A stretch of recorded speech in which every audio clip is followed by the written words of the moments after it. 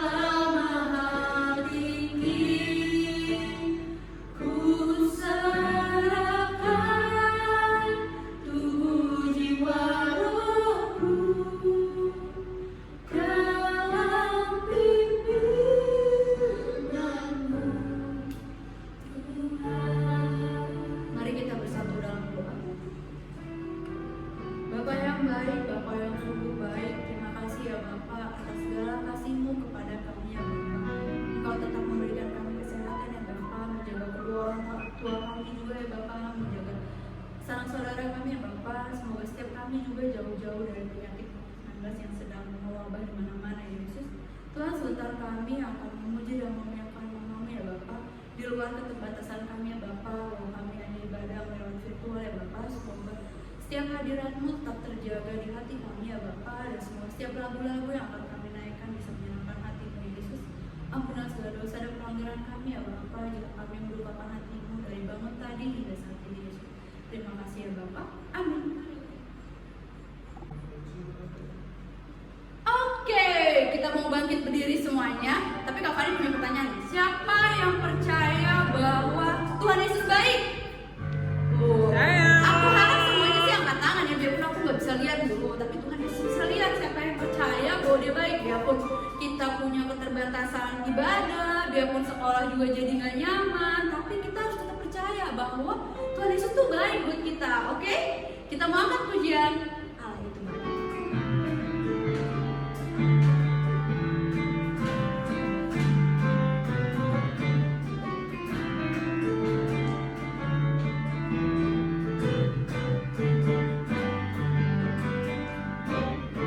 Allah itu baik. Sungguh baik bagiku, ditunjukkannya kasih setia.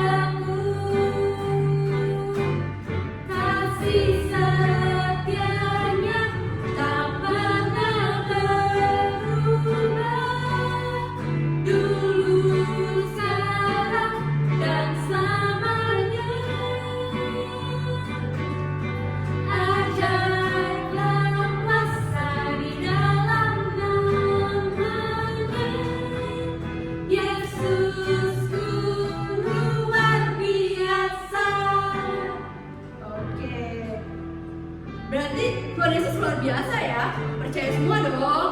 Nah, kita hari ini tuh mau cerita tentang seorang raja, Kak. Oh, kemarin kita udah belajar tentang Daud, Saul juga udah. Sekarang tuh kita mau anaknya Daud. Ada yang tahu nggak anaknya Daud siapa? Ada yang tahu nggak? Oh, ada? Oh, namanya Salomo. Dia itu ada kisahnya yang menarik. Nanti kita akan dengerin tuh kisahnya. Dia itu minta sama Tuhan, terus Tuhan kasih. Kenapa ya kira-kira? Tuhan sayang sama Salomo. Karena Salomo tuh rajin muji Tuhan, baca Alkitabnya rajin. Wah, berarti kalau kita mau minta sama Tuhan dan pasti Tuhan kasih, kita tuh harus rajin baca Alkitab sama berdoa. Kita mau angkat pujian, baca kitab suci, doa ya.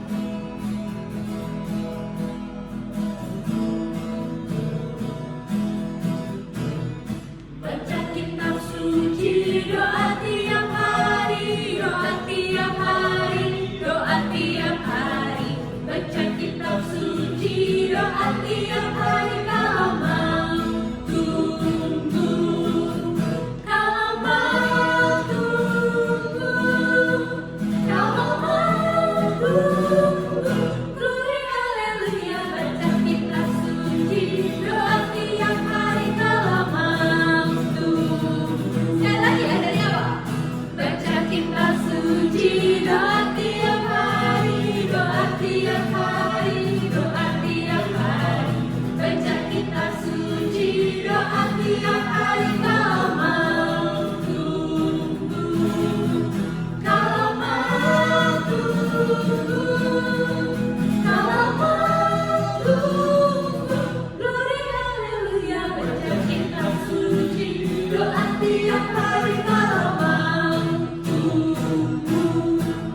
Oke, kita mau bersatu dalam doa. Kita mau masukin ke firman Tuhan. Mari kita berdoa. Bapak, terima kasih ya Bapak, waktu memberkati kepada kami tadi ya Bapak. Kami telah memuji dan memuliakan nama-Mu ya Bapak. Semoga setiap pujian yang kami dengar bisa menyenangkan hati-Mu Yesus. Tuhan, sebentar kami akan menawarkan sebagian dari firman-Mu ya Bapak. Semoga setiap firman yang kami dengar adalah kebenaran-Mu saja ya Bapak. Berkati juga setiap kami ya Bapak, berikan hati dan telinga ya Bapak, agar kami duduk tenang, diam dan mendengarkan setiap cerita dari kebenaran-Mu. Semoga setiap firman yang kami dengar bisa bertumbuh dan berbuah di kehidupan kami sehari-hari. Terima kasih Yesus. Amin.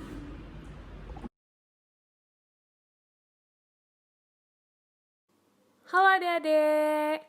Nah, pada hari Minggu ini kita akan melihat dan mendengarkan cerita mengenai Raja Salomo yang bijaksana. Kira-kira adik-adik ada yang tahu nggak Raja Salomo itu siapa? Dan bagaimana dia disebut sebagai raja yang bijaksana? Nah, kita simak ya. Jadi berangkat dari Raja Daud yang cerita-cerita sebelumnya ini. Nah, Raja Daud ini adalah seorang anak Tuhan yang hebat dan selama pemerintahannya Israel tumbuh 10 kali lebih besar daripada kerajaan Raja Saul. Akan tetapi, sekarang dia tidak bisa lagi memerintah lebih lama. Daud sudah menjadi tua dan lelah dan sakit. Hidupnya di dunia sudah tidak akan lama lagi. Nah, salah satu dari banyak anak laki-laki Daud yang bernama Adonia berkata kepada orang-orang Israel bahwa dialah yang akan menjadi raja setelah Raja Daud. Walaupun namanya berarti Tuhanku adalah Allah, Adonia ini bukanlah seorang yang baik. Dia pernah mencoba untuk mencuri tahta, mengetahui bahwa Daud sudah terlalu lemah untuk menghentikan dia. Akan tetapi, ternyata Tuhan mempunyai rencana lain nih. Batsheba yang adalah istri Daud tahu bahwa Salomo anak laki-lakinya yang akan menjadi seorang raja, menggantikan Raja Daud. Dia mengatakan kepada Daud mengenai niat jahat Adonia ini. Walaupun Daud sakit, Daud masih mampu mengumpulkan para pemimpinnya dan mengumumkan bahwa dia akan menjadikan Salomo sebagai Raja Israel. Salomo tidak menemui kesulitan berhadapan dengan Adonia yang mau mencelakainya dia ini, sebab orang-orang Israel percaya kepada Daud. Daud mengatakan kepada mereka bahwa Salomo adalah orang yang dipilih Tuhan untuk menjadi raja mereka. Segera setelah pengangkatan Salomo menjadi raja, Daud meninggal. Dan sebelum Daud meninggal, dia berkata kepada Salomo agar Salomo taat kepada Tuhan dan menjadi seorang raja yang baik.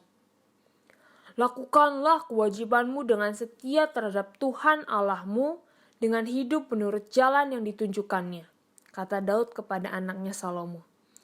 Itu adalah satu nasihat yang sangat baik. Kemudian Salomo duduk di atas tahta Daud, ayahnya, dan kerajaannya sangat kokoh. Nah, adik-adik, kalau itu kan cerita mengenai Salomo diangkat menjadi raja oleh bapaknya Raja Daud. Nah, kemudian kenapa sih Raja Salomo ini disebut sebagai raja yang bijaksana? Yuk kita buka Alkitab kita di 1 Raja-Raja 3 ayat yang keempat sampai ke-15. 1 Raja-Raja 3 ayat 4 sampai 15. Pada suatu hari, Raja pergi ke Gideon untuk mempersembahkan korban, sebab disitulah bukit pengorbanan yang paling besar. 1.000 korban bakaran dipersembahkan Salomo di atas mezbah itu. Di Gideon itu, Tuhan menampakkan diri kepada Salomo dalam mimpi pada waktu malam. Berfirmanlah Allah, "Mintalah apa yang hendak kuberikan kepadamu."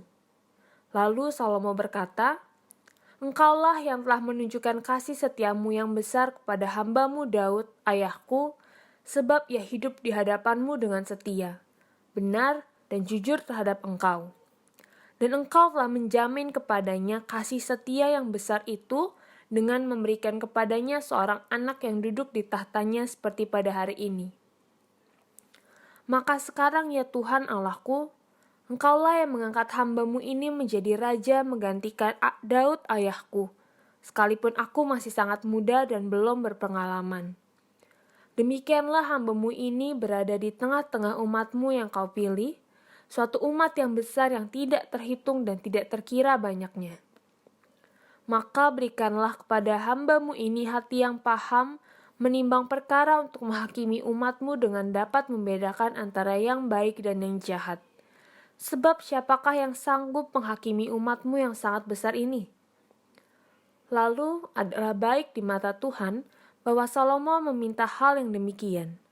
Jadi berfirmanlah Allah kepadanya, oleh karena engkau telah meminta hal yang demikian dan tidak meminta umur panjang atau kekayaan atau nyawa musuhmu, melainkan pengertian untuk memutuskan hukum, maka sesungguhnya aku melakukan sesuai dengan permintaanmu itu.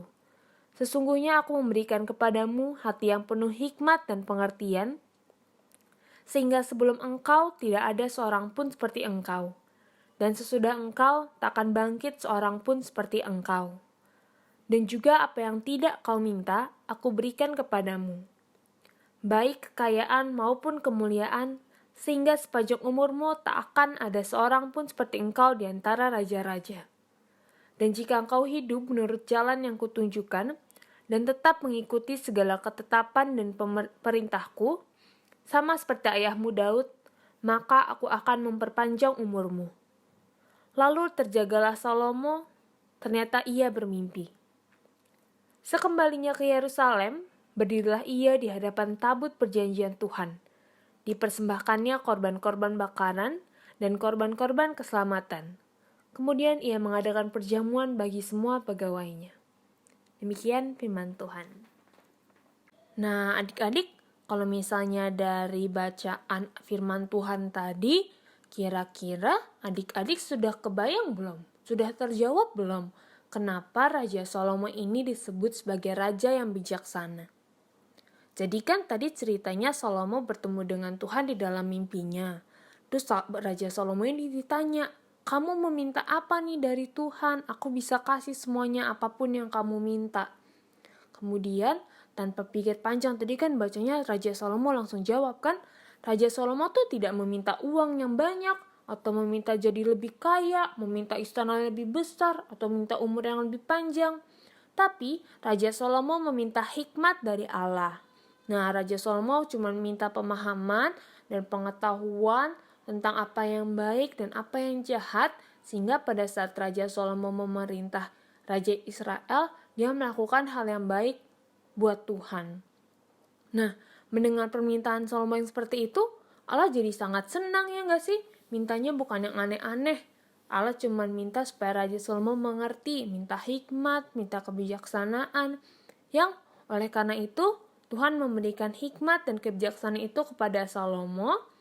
Tapi karena permintaannya yang baik itu, Tuhan juga memberikan kekayaan dan kemuliaan. Nah, kita bisa belajar gimana kalau misalnya Raja Salomo ini meminta apa yang baik bukan buat Raja Salomo sendiri. Tapi Raja Salomo juga meminta yang baik buat dirinya dan buat kerajaan Israel dan tentu untuk kerajaan Allah. Nah, kira-kira kebijaksanaannya gimana lagi sih? Ada nih adik-adik satu cerita tentang bagaimana orang-orang di Israel ini dapat melihat dan menemukan hikmat Raja Salomo ini. Nah, ceritanya, aku lanjutin ceritanya ya. Ceritanya di suatu hari, ada 2 orang ibu datang kepada Raja Salomo, dengan seorang bayi digendong nih bayinya nih. Pada suatu malam, anak perempuan ini mati, dan dia menukarkan anaknya yang mati dengan anakku yang hidup, kata salah satu perempuan itu. Bukan, anakmu lah yang mati dan anakku lah yang hidup, jawab perempuan yang lainnya. Kira-kira bagaimana Raja Salomo menyatakan mana ibu yang asli dari bayi tersebut? Nah, kemudian Raja Salomo berkata, ambilkan aku pedang. Kemudian dibawalah pedang ke hadapan Raja Salomo ini oleh prajuritnya kan? Kira-kira pedang itu buat apa ya? Mau diapain? Orang ditanya bayinya siapa, kok Raja Salomo ngambil pedang? Dan habis itu Raja Salomo berkata, penggalah anak yang hidup itu menjadi 2 dan berikan yang setengah kepada yang satu dan yang setengah lagi kepada yang lain. Nah loh, bayinya mau dipenggal tuh adik-adik katanya. Dan kemudian ibu dari bayi yang hidup itu berkata, ya Tuanku, berikanlah kepada wanita yang lain itu bayi yang hidup itu. Jangan sekali-sekali membunuh dia, kata dia kepada Raja Salomo. Tetapi perempuan yang lain berkata, supaya jangan ada untukmu ataupun untukku, maka penggalah bayi itu. Nah, dari sini Raja Salomo berkata, berikanlah kepadanya bayi yang hidup itu, jangan sekali-sekali membunuh dia, dialah ibunya. Jadi Raja Salomo memberikan bayinya kepada ibu yang tidak membiarkan anaknya dibunuh. Dan semua orang Israel mendengar keputusan itu, dan mereka memberikan penghormatan yang luar biasa kepada sang raja. Mereka melihat hikmat dari Tuhan bersama dengannya. Nah, begitu tuh adik-adik cerita lainnya tentang kebijaksanaan Salomo yang diberikan oleh Tuhan. Nah, luar biasa banget ya adik-adik ya. Di sini kan ceritanya Raja Salomo harus menebak nih mana ibu yang aslinya. Kemudian yang dilakukan adalah ceritanya mau bunuh anaknya nih. Nah, ibunya yang beneran itu bilang jangan dibunuh karena ibunya itu sayang sama bayinya. Tapi ibunya yang bohongan berkata, udahlah bunuh aja karena itu bukan bayi yang sebenarnya. Wah, kira-kira adik-adik kebayang gak sih kalau di posisi Raja Salomo tadi gimana bingungnya? Akan tetapi, karena Raja Salomo sebelumnya sudah meminta hikmat kepada Tuhan, jadi selama pemerintahannya banyak lagi tentang cerita-cerita tentang bagaimana kebijaksanaan Raja Salomo dalam menegakkan hukum, dalam memimpin, dalam mengajarkan bangsa-bangsa Israel. Nah, seperti itu adik-adik. Oke, gimana firman Tuhannya tentang Salomo? Dia itu raja yang bijaksana banget. Semoga setiap dari kita benar-benar bisa punya hati seperti Bapak Salomo. Hati yang bijaksana, biarpun keadaannya kayak gini, tapi bijaksana nih bagi waktu main sama waktu sekolah, bagi waktu Jangan alasan nanti ngerjain PR, nyatanya main. Semoga kita semua bisa menjadi orang yang bijaksana, karena keadaannya lagi gak normal. Oke, kita mau menutup ibadah kita melangkah pujian hati sebagai Tuhan. Ku tak membawa apapun juga saat ku datang ke dunia. Ku tinggal semua pada akhirnya saat ku kembali ke surga. Inilah yang ku punya, hati sebagai hamba yang mengharapkan setia padamu Bapa. Kemana ku bawa hati yang menyembah dalam roda kebenaran sampai selamanya. Kita akan pujian ini dari awal dengan sikap penuh.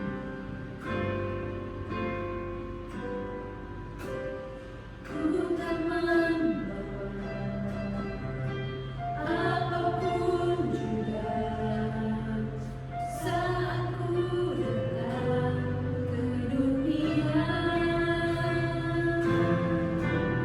Ku tinggal semua pada akhirnya saat ku kembali ke surga. Inilah yang ku punya, hati sebagai hamba yang mengharapkan setia padamu Bapa. Kemana ku bawa hati yang menyembah dalam roda kebenaran sampai selamanya. Mari kita bersatu dalam doa. Tuhan Yesus, terima kasih ya Bapa. Hari ini kami telah menyelesaikan ibadah kami Tuhan. Kami tadi telah memuji dan memuliakan nama-Mu. Kami juga telah mendengarkan sebagai dari firman-Mu ya Bapa, yang hari ini mengajarkan tentang kebijaksanaan seorang Raja Salomo. Ya Tuhan, berikanlah hati kami ya Bapa agar menjadi seperti Raja Salomo yang bijaksana ya Bapa. Apapun keadaan kami saat ini Tuhan, semoga kami tetap berkhidmat kepadamu ya Yesus. Tuhan, berkati satu minggu ke depan kami ya Bapa. Semoga kami bisa berkumpul secara virtual lagi ya Bapa, dan kami bisa ibadah dengan baik ya Bapa, biarpun keadaannya tidak normal ya Yesus. Berikan kami kesehatan ya Bapa, jauhkan kami dari sakit penyakit. Berkati juga rumah kami, berkati saudara-saudara kami ya Bapa, dan berkati juga setiap para pasien yang terkena COVID-19, semoga diberikan kesembuhan ya Bapa, dan berkati pemerintah yang sedang mengusahakan setiap penyelesaian dari wabah ini Yesus. Semoga semuanya bisa kembali normal ya Bapa. Ya Tuhan, ampunilah segala dosa dan pelanggaran kami ya Bapa. Jika dalam mendengarkan firman-Mu tadi kami mungkin bercanda, kami tidak serius ya Bapa, ampuni kami Yesus. Terima kasih ya Bapa. Semoga setiap berkat-Mu tercurah bagi kami. Terima kasih Yesus. Amin.